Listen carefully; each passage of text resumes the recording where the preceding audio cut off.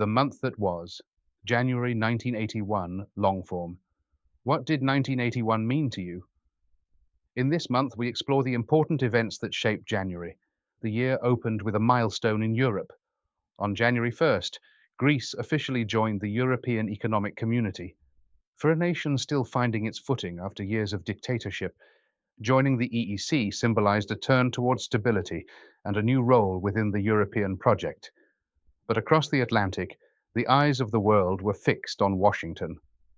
On January 20th, Ronald Reagan placed his hand on the Bible and became the 40th President of the United States. He promised strength, confidence, and renewal. And almost to the minute, history shifted again. After 444 days of captivity, 52 American hostages were released from Tehran. Images of their return were broadcast across America. Relief swept through households. Yet the timing, so perfectly aligned with Reagan's inauguration, left many to question whether this was chance or carefully staged theater. Elsewhere, conflict remained unrelenting. In El Salvador, the FMLN launched a major offensive in its civil war, pushing the country deeper into violence. In Poland, Solidarity leader Lech Wałęsa traveled to Rome to meet Pope John Paul II. Their meeting, quiet yet symbolic, sent a clear message of resistance to the communist bloc. The United Kingdom faced its own shadows. Peter Sutcliffe, the man the press had dubbed the Yorkshire Ripper, was finally charged with the murders of 13 women. For 5 years, fear had gripped the north of England. Women changed their routines, cities fell silent at night, and anger grew as police investigations faltered. When Sutcliffe was caught, relief was tempered by rage at the failings that allowed his spree to continue so long. It was one of the darkest criminal sagas in British history. Just days later, civil rights activist Bernadette Macaliski was shot in her home in Northern Ireland, a reminder of how personal the violence of the Troubles had become.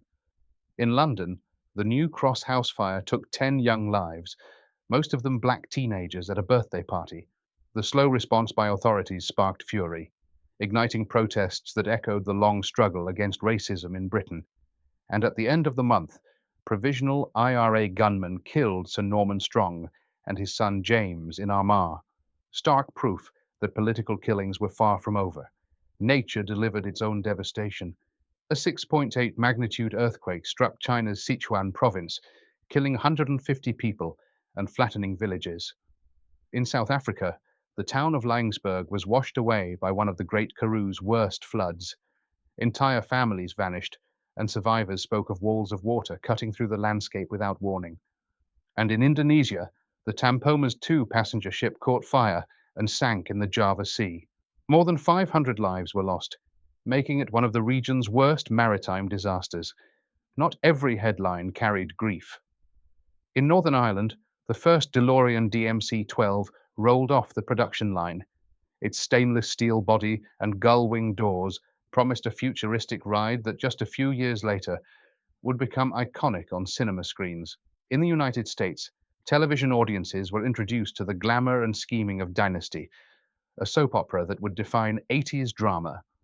And on the radio, Blondie returned to the top of the charts with The Tide is High, a track that captured both the optimism and the restless energy of the era.